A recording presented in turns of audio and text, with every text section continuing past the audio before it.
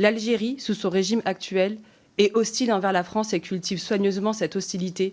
Le culte de la haine de la France est l'horizon indépassable de la clique au pouvoir depuis la séparation entre nos deux pays. Au cœur du débat sur Boualem Sansal à l'Assemblée, le RN lâche une charge explosive contre l'Algérie. Relations hostiles depuis l'indépendance, culte de la haine de la France, rente mémorielle pour justifier l'échec économique, infrastructures délabrées après le départ français et appel à des sanctions économiques massives. Manon Bouquin, la France doit se libérer des obligations envers l'Algérie. Sansal est français, pas l'Algérie. Guillaume Bigot va plus loin. Tebboune comparé à un satrape aux facultés diminuées. Banalisation de la Shoah, refus d'expulsion, 81% des Français veulent des sanctions. La rapporteure refuse de commenter, mais le ton est donné. Aujourd'hui, en 2026, Sansal est à l'Académie française depuis le 29 janvier, déchu de sa nationalité algérienne le 5 février. Mais les blocages sur les expulsions et la renégociation UE-Algérie persistent. Ce passage RN montre une ligne dure qui n'a pas disparu. Chantage ou légitime défense des intérêts français. Extrait brut sans filtre, discours cash, débat tendu.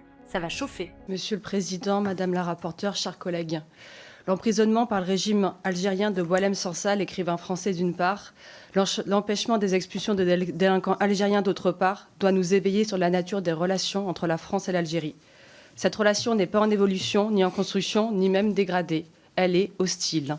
L'Algérie, sous son régime actuel, est hostile envers la France et cultive soigneusement cette hostilité pour des raisons liées à ses propres revers. Le culte de la haine de la France est l'horizon indépassable de la clique au pouvoir depuis la séparation entre nos deux pays. Elle entretient par ce procédé une rente mémorielle dont elle se sert pour justifier son échec à développer l'Algérie, où les Français avaient pourtant, un siècle durant, construit un héritage conséquent.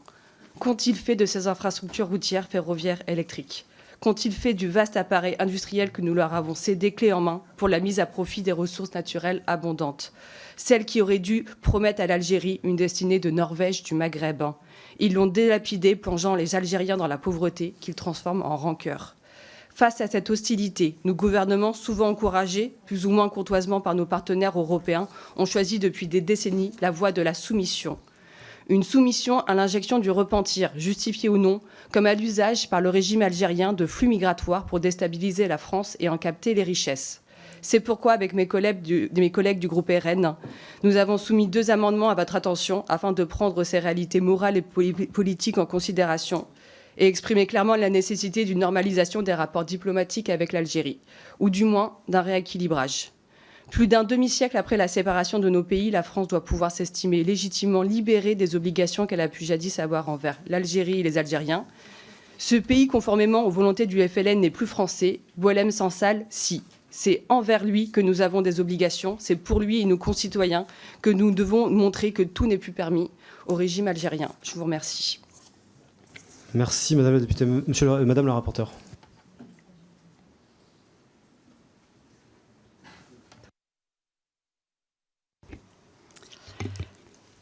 Merci, Monsieur le Président. Je ne peux pas souscrire à l'intégralité des propos que vous avez tenus au nom de votre groupe, Madame Bouquin.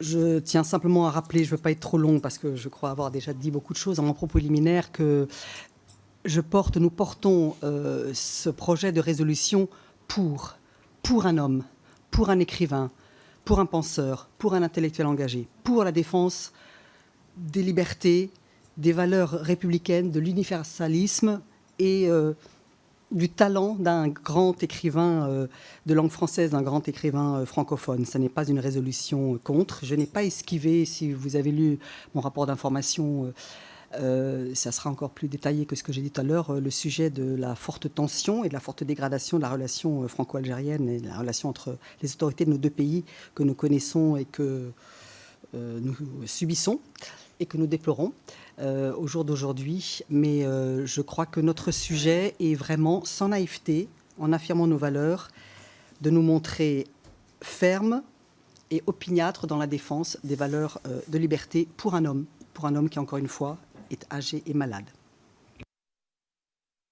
Merci. Monsieur le Président, chers collègues, dans un entretien à l'opinion, le président Tebboune a comparé l'expulsion de blogueurs algériens appelant au meurtre de la France à la rafle du Veldiv. Cette scandaleuse banalisation de la Shoah est indigne d'un chef de l'État et témoigne d'un antisémitisme d'atmosphère dans la kleptocratie d'Alger est coutumière, hélas. Dans cette même interview, le président Tebboune exige l'extradition d'opposants politiques réfugiés en France. A-t-il seulement entendu parler des droits de l'homme ? Il s'oppose à l'abrogation de l'accord de 1968 qu'il qualifie pourtant de coquille vide, s'affranchissant du principe de non-contradiction. Il justifie l'emprisonnement de Boualem Sansal parce que ces derniers a dîné avec l'ancien ambassadeur de France. Il refuse enfin de reprendre ces nationaux expulsés par nous, car la France est l'ancienne puissance coloniale. Ces affirmations seraient presque burlesques si elles n'avaient pas d'effet aussi tragiques.